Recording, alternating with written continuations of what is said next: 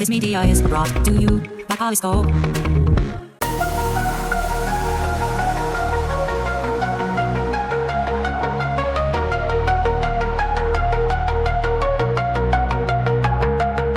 In the realm of tomorrow, where techniques mind, we ponder, we dream. Good morning, everyone. It's episode 1054 of Think Future. Welcome to the show. Thanks for being here. So today we're going to talk a little bit about replicators. Now, I am a huge Star Trek fan. I don't know if you can tell. There's the Enterprise up there. There's another smaller Enterprise back there. I'm a huge Star Trek fan. I watch all the shows, no matter if they're woke or not. Doesn't matter. I watch them anyway. But one of the technologies that I love that they actually started showing in Star Trek The Next Generation, although if you listen to Gene Roddenberry, they talked about how even in the original series they had these devices. They're called replicators. Now, if you're familiar with transporter technology, it takes a human being, turns them into atoms, transports them, and then reassembles them somehow, some kind of magic, TV magic. But the replicator is a different story. The replicator is supposed to take an inert piece of matter, take it apart atom by atom, and then reassemble it as something new using those atoms to create something new. So for example, when Picard went up to a replicator and he said, "Tea Earl Grey hot," what the replicator would do is it would take a hunk of matter, basically with the same number of atoms that a hot Earl Grey tea would have, the bottom cup and the hot tea and everything, and it would reassemble the atoms in such a way so that it would become a cup of hot Earl Grey tea. Now,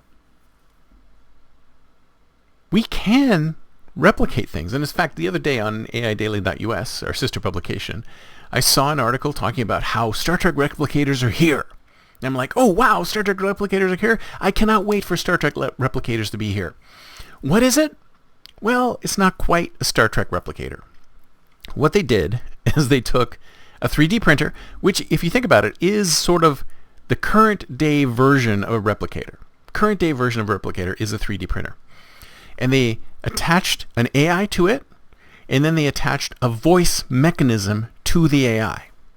So, really, all you have to do is speak to it, and it would create something. Now, the fact is, it does not have the ability to take apart individualized atoms as like they do on Star Trek, but they do have. Does have the ability to drive a 3D printer.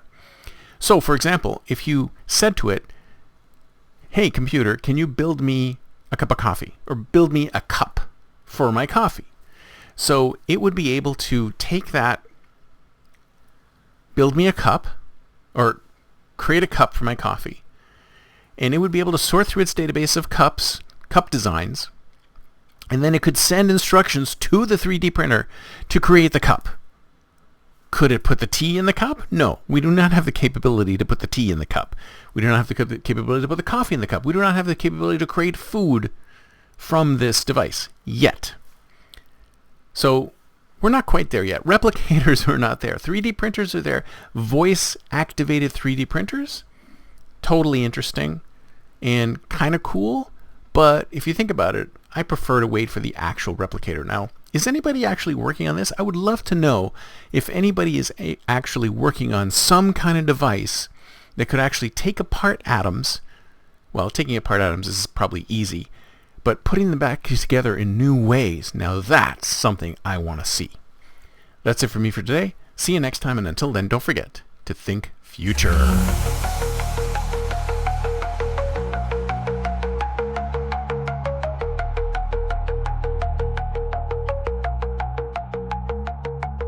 Pixels and philosophies merge and mold, a future untold, unseen.